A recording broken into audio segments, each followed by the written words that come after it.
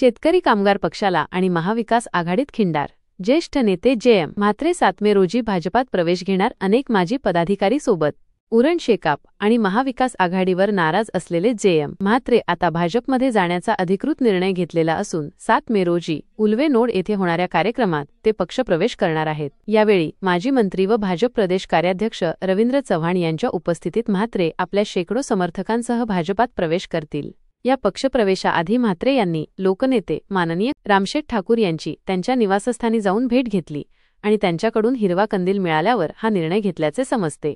या पक्षप्रवेश सोहळ्यात जे.एम. म्हात्रेंबरोबर अनेक माजी नगरसेवक, पदाधिकारी व कार्यकर्तेही भाजपमध्ये प्रवेश करणार आहेत. मी पक्षप्रवेशाला जात असताना माझ्यासोबत पनवेल, उरण आणि खालापूरची विशेषतः महानगरपालिका, नगरपालिका याचे जे सध्या असलेले नगरसेवक ते तुम्हाला दिसतीलच.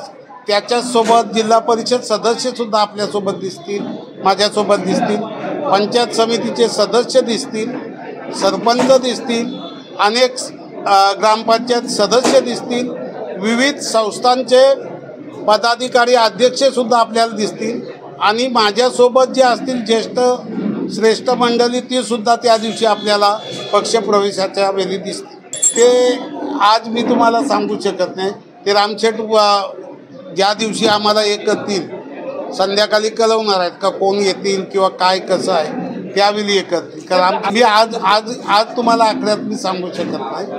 तुम्हाला ते दिसणार आहेत त्या दिवशी. आम्ही तुम्हाला तो कागदच देऊ समोर सर्व मंडळीला किती आकडे. एक गोष्ट आपल्याला सांगतो, निश्चित दुःख होतो सर्व मंडळीला सोडून जाताना, पण हे जात असताना सत्तेच्या प्रवाहामागं जाण्याचा हेतू एकच आहे का जनतेची कामं होणं फार गरजेचं आहे. का शेवटी जनता मोठी आहे. जे म्हात्रे एकटा काय मोठा नाही, त्याच्या स्वार्थाकरता जात नाही, पण जनतेच्या प्रश्नांकरता आम्हाला हा पक्ष प्रवेश करावा लागतो. बघा, मला खरोखर मी 29 तारखेला ज्या दिवशी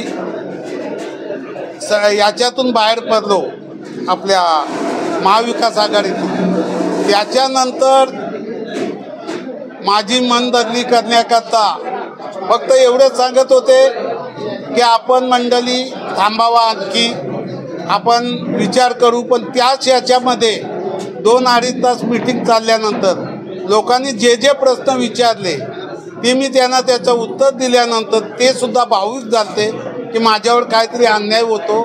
त्या पद्धतीने मी त्या दिवशी जाहीर केलं का मी महाविकास आघाडीतून बाहेर पडतो.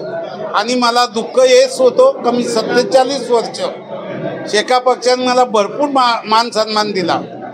पनवेल या नगरपालिकेचा डायरेक्ट नगराध्यक्ष 74 साली पाटील साहेब झाले होते, त्याच्यात दिबा पाटील. त्याच्यानंतर मी 2000 साली झालो. एवढा मोठा मला मान दिला होता. सिडकोचा डायरेक्टरसुद्धा त्याचवेळी मला दिला होता. पक्षाने मला भरपूर दिला आहे, जनतेने भरभरून प्रेम दिला आहे. याच्यापेक्षा ते जाताना दुःख होतं, पण शेवटी कुठंतरी जसं आता विचारलं मला आपल्या पत्रकारांनी का तुमचा मान सन्मान जो झाला नाही, अपमान झाला. अपमानाचा विषयच असा आहे का आम्ही सध्या ज्या पार्टी ऑफिसमध्ये बसत होतो ती बिल्डिंग डेव्हलपमेंटला गेल्यानंतर त्या बिल्डिंगचा काम पूर्ण झाला. मग त्याचा आपण 30 तारखेला हे ठेवला होता उद्घाटन नवीन ऑफिसचा. त्यावेळी मला कोणीही सकाळी फोन केला नाही नेहमीच्या पद्धतीप्रमाणे. पण मी जसा जाहीर केला 29 तारखेला का मी महाविकास आघाडीतून बाहेर पडतो, आमच्या नेते मंडळींनी सांगितलं का आम्ही महाविकास आघाडीसोबत आहोत. आणि दुसऱ्या दिवशी ऑफिसचा उद्घाटन होता, त्या ऑफिसमध्ये मला बोलवलासुद्धा नाही. तरी पण मी माझा प्रेम म्हणून दुपारी 1:30 वाजता ऑफिसला गेलो. मी तिथं गणेशाच्या पूजनाला नमन केलं आणि मी तसाच बाहेर आलो. इथली परिस्थिती बघितली. पनवेल उरणचे दोन्ही आमदार भाजपचे आहेत आणि शिंदे साहेबांचं सुद्धा आम्हाला बोलवत होते. अजितदादांचं सुद्धा, तटकरे साहेबसुद्धा यांचीसुद्धा बोलवण्याचंही होतं. पण इथं एकमेव असं आहे का हे दोन पक्षांचे दोन्ही आमदार, BJPचे दोन्ही आमदार उरण पनवेलला असल्यामुळे शेवटी हा निर्णय घ्यावा लागला. का शेवटी जनतेची कामं सत्तेमधूनच होतात, ते सुद्धा सत्तेत आहेत. पण इथं मला शेवटी कुठे गेलो तरी इथून मला BJP सोबत गेल्याशिवाय पर्याय नव्हता.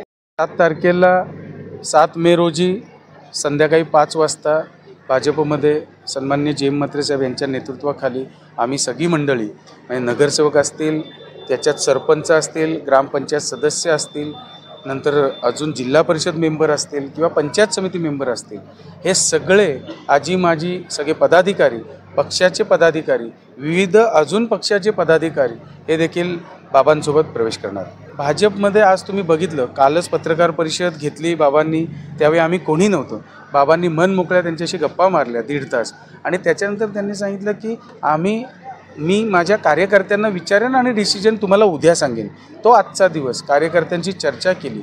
1-2 सोडले तर म्हणजे 99% लोक हे भाजपचंच नाव घेत होतं आणि त्याच्यामुळे बाबांनी सांगितलं की जे आहे की बाबा आपण कार्यकर्त्यांसाठी चाललो आहे. उद्या काय आता माझी निवडणूक उद्या नाही आहे, तर जे आपल्यावर विश्वास ठेवून येणार आहेत किंवा जे कार्यकर्ते टिकवण्याची जी आमची सिस्टम होती त्या कार्यकर्त्यांना टिकवण्यासाठी हा निर्णय बाबांनी घेतला. ॲक्च्युली तिथेच उतरती कळायला लागली. सन्माननीय जयंत पाटील साहेब यांची निवडणूक विधान परिषदेची लागली त्यावेळी जे तुम्ही बघाल, जर तिथे शिवसेनेने सीट दिली नसती तर ही नक्कीच बिनविरोध सीट झाली असती आणि अजिबात कसलीच काही चर्चा झाली नसती.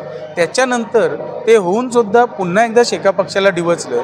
ते म्हणजे विधानसभेत आमच्या ज्या सीट 288मध्ये 6 सीट, त्याच्यात 5 ठिकाणी शिवसेनेने आपले उमेदवार उभे केले.